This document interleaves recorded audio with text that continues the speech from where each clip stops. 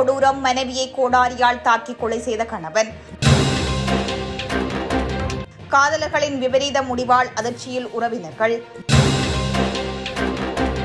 கொழும்பு துறைமுகத்தில் கொள்கலன் சாரதி உயிரிழப்பு, நடந்தது என்ன? இரு குழுக்களுக்கிடையில் இடம்பெற்ற மோதலில் ஒருவர் பலி. யாழ் சர்வதேச விமான நிலையத்தில் ஏற்படவுள்ள மாற்றம்.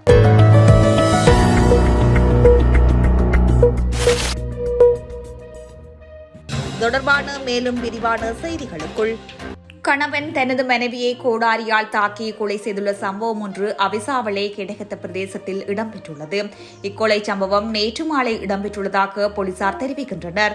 திருவரும்பிட்டிய கிடைத்த பிரதேசத்தில் வசித்து வந்த 43 வயதுடைய பெண்ணே இவ்வாறு உயிரிழந்துள்ளார். உயிரிழந்தவருக்கும் சந்தேக நபருக்கும் இடையிலான குடும்ப தகராறு காரணமாக இந்த கொலை இடம்பெற்றுள்ளமை தெரியவந்துள்ளதாக போலீசார் தெரிவிக்கின்றனர். கொலையுடன் தொடர்புடைய சந்தேக நபரின் கணவரை போலீசார் கைது செய்துள்ளதுடன் அவிசாவளை போலீசார் மேலதிக விசாரணைகளை மேற்கொண்டு வருகின்றனர். புத்தளம் மதுரங்குழி பிரதேசத்தில் காதலர்கள் இருவரும் தத்தமது வீடுகளில் தற்கொலை செய்த சம்பவம் பெரும் அதிர்ச்சியை ஏற்படுத்தியுள்ளது. சம்பவத்தில் மதுரங்குழி முக்கொடு தொடுவாய் பகுதியைச் சேர்ந்த நில்ஷானி சுமோதிகா என்ற 19 வயதுடைய யுவதியும் காதலனுமே இவ்வாறு தற்கொலை செய்து கொண்டுள்ளனர்.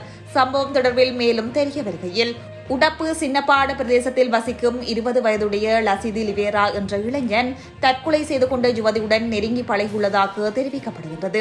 இருவரும் பாடசாலை காலம் முதல் காதல் உறவில் இருந்துள்ளனர்.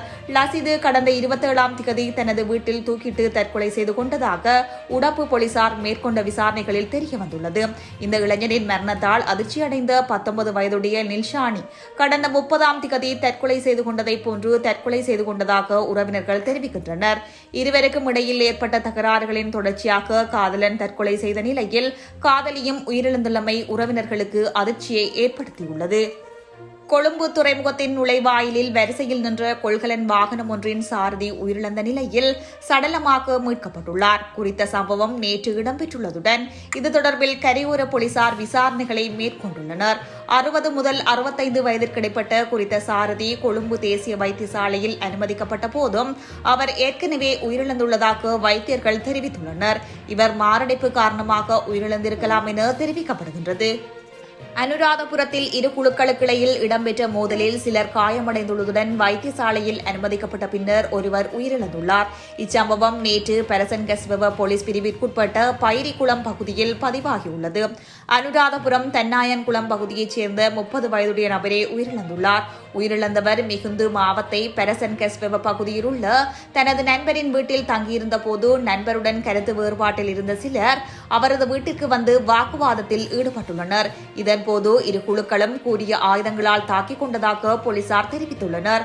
மோதலில் காயமடைந்த இரு தரப்பையும் சேர்ந்த 4 பேர் அனுராதபுரம் வைத்தியசாலையில் அனுமதிக்கப்பட்ட நிலையில் இளைஞன் ஒருவர் உயிரிழந்துள்ளார். இந்த சம்பவத்தில் காயமடைந்த இருவரை போலீசார் கைது செய்துள்ள நிலையில் அவர்கள் வைத்தியசாலையில் சிகிச்சை பெற்று வருகின்றனர். பரசன்கஸ்வெவ போலீசார் மேலதிக விசாரணைகளை மேற்கொண்டு வருகின்றனர். இதேவேளை ரத்கம ஸ்ரீகந்துரவத்த பிரதேசத்தில் கூறிய ஆயுதத்தால் தாக்கப்பட்டதில் காயமடைந்த நபர் ஆராய்ச்சி கந்த வைத்தியசாலையில் அனுமதிக்கப்பட்ட பின்னர் உயிரிழந்துள்ளார். இந்த கொலை சம்பவம் நேற்று மாலை இடம்பெற்றுள்ளதாக போலீசார் தெரிவித்துள்ளனர். ரலஜயபுர ஸ்ரீ கந்துரவத்த பிரதேசத்தில் வசித்து வந்த 25 வயதுடைய இளைஞர் ஒருவரே இவ்வாறு உயிரிழந்துள்ளார். யாழ்ப்பாணம் சர்வதேச விமான நிலைய அபிவிருத்தி தொடர்பில் கலந்துரையாடல் ஒன்று இடம்பெற்றுள்ளது.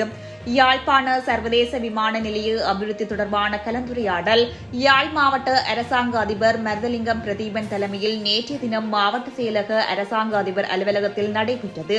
இக்கலந்துரையாடலில் யாழ்ப்பாண சர்வதேச விமான நிலைய அபிவிருத்திக்கான நீர் வசதிகள், மின்சார வசதிகள், காணி அபிவிருத்தி மற்றும் சுற்றுலா அபிவிருத்தி போன்ற விடயங்கள் தொடர்பாக விரிவாக கலந்துரையாடப்பட்டுள்ளன.